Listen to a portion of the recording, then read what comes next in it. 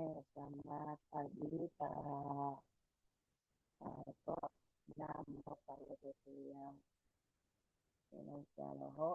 Jadi hari ini saya akan memberikan presentasi mengenai survei yang telah saya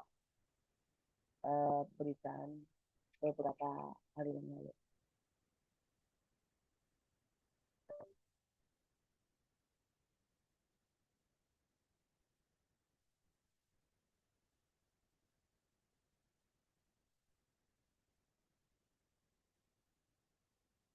Oke, jadi hari ini kita akan mempelajari tentang prevensi dan perilaku belanja online konsumen.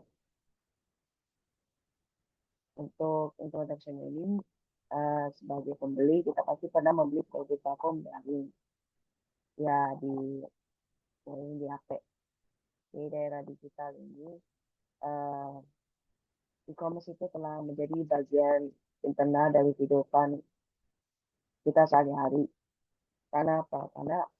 Uh, karena udah apa kemudahan akses, layanan cepat dan beragam pilihan produk yang ditawarkan. Karena ada fiturnya,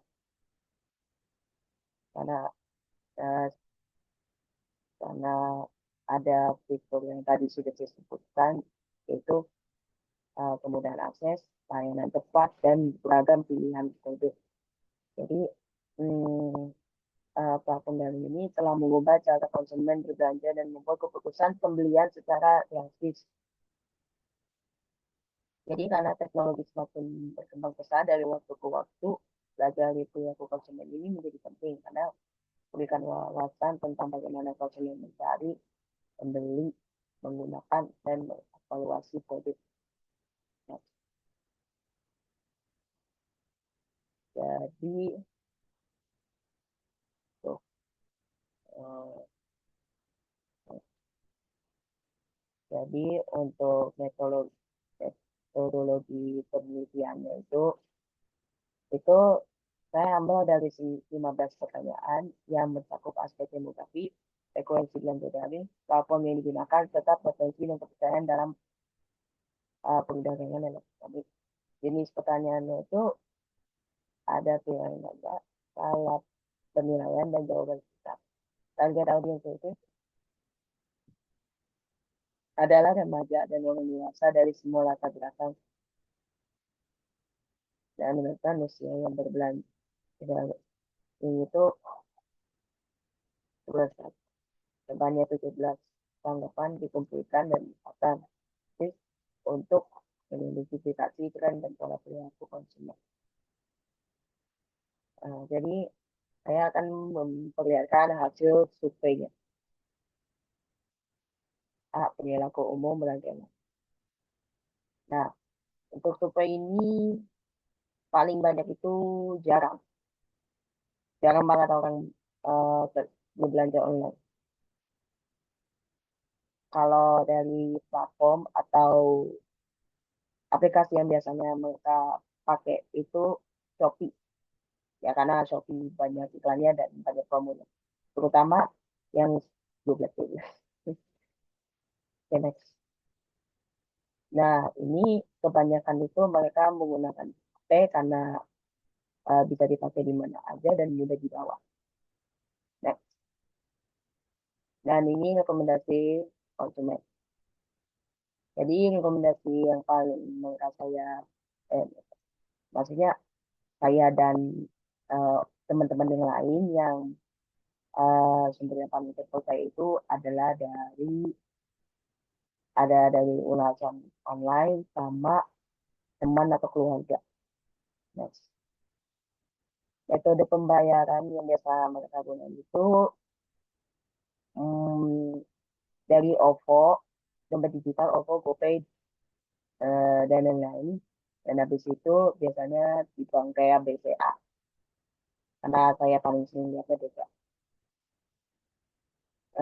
Alasan utamanya itu karena harganya lebih murah ketimbang ke toko asli. Nah, untuk berikutnya adalah persepsi kepercayaan keamanan. Kalau yang ini pernah ketipu, mereka bilangnya iya. Karena ya sekarang ini kan eh, banyak penipuan juga. Jadi apa namanya? Kita tuh harus berhati-hati karena informasi yang biasanya kita dapatkan belum tentu benar. Kalau kita tuh kalian tahu lah apa namanya? eh, mengetahui dulu ini brand kayak apa gitu. Dia agak ketipu. Kalau tahu backgroundnya masuk. Rata-rata pada nggak mau karena eh, kalau menurut aku pribadi alasan aku tidak mau alasan aku tidak mau belanja apa belanja karena aku tuh tidak mau memberikan data pribadi ya karena takut ketipu. Nah, untuk selanjutnya apa yang membuat Anda merasa aman saat berbelanja? Kebanyakan itu dari review positif. Ya, karena dengan review positif kita bisa tahu ini produk bagus apa enggak. Karena uh, kalau menurut aku pribadi itu kita contohnya nih, aku mau beli baju. Berarti kan mau nggak mau kan aku harus lihat dulu ulasan apa reviewnya. Karena apa? Takutnya ini baju nggak bagus. Kalau nggak bagus ya bahannya kurang. Eh, bukan bagus lebih ke nggak nyaman. Lebih nggak nyaman. Jadi eh metode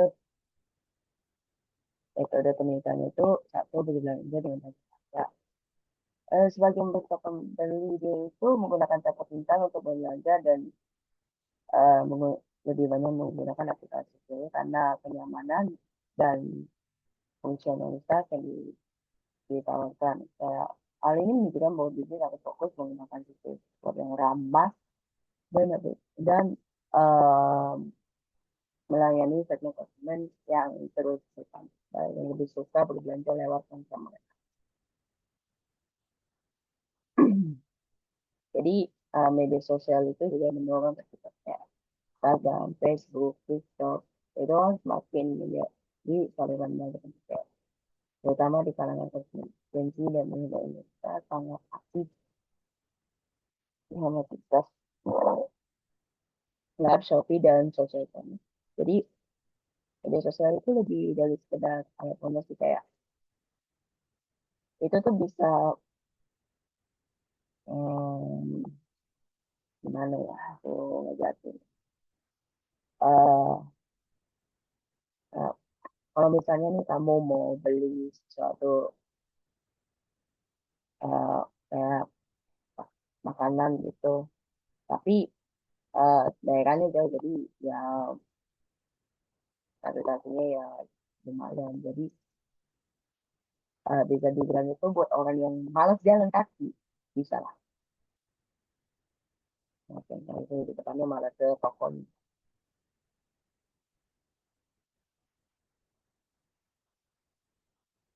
ya soal delivery ya. Jadi trennya itu hmm, metode itu memang sudah menjadi metode yang populer terutama di daerah ketika pusat membeli. Jadi bisa menargetkan pasar Indonesia harus melakukan fleksibilitas dalam metode pembayaran karena banyak konsumen masih lebih suka menggunakan uang tunai pada saat pengirimannya karena mereka menganggapnya lebih aman dan lebih dapat dipercaya. Ya, gitu.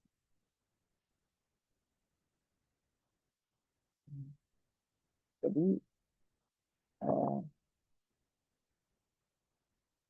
jadi rekomendasinya itu, solusinya tuh ya mereka tuh harus memprioritaskan penghasilan kan yang memastikan webnya itu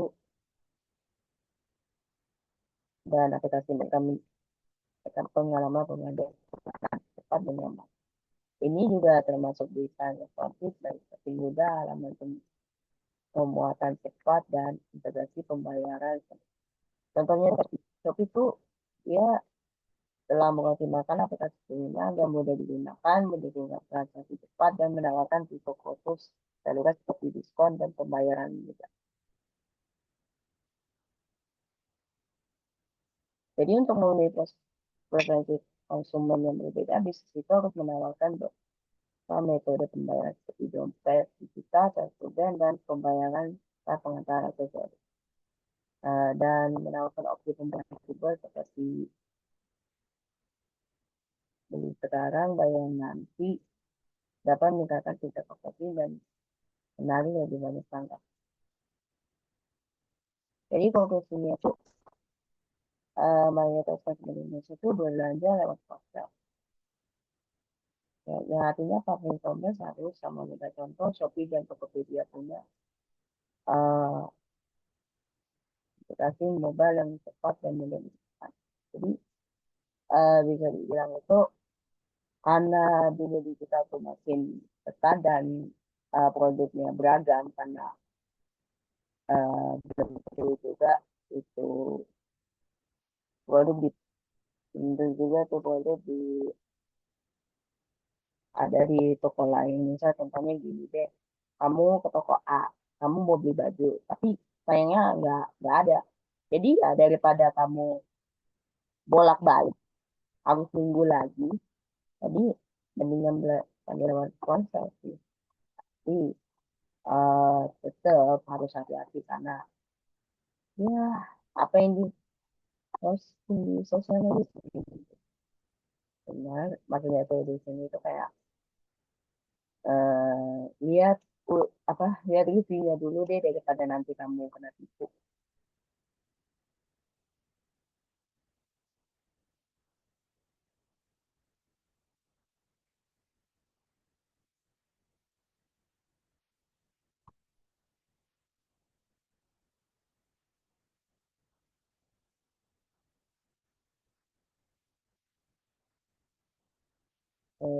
Yang ini eh, ini fleksibilitas pembayaran juga dibutuhkan. Konsumen ingin banyak pilihan pembayaran termasuk COD dan pay later. Untuk itu, Tokopedia mendukung GoPay, COD, dan cicilan pay later.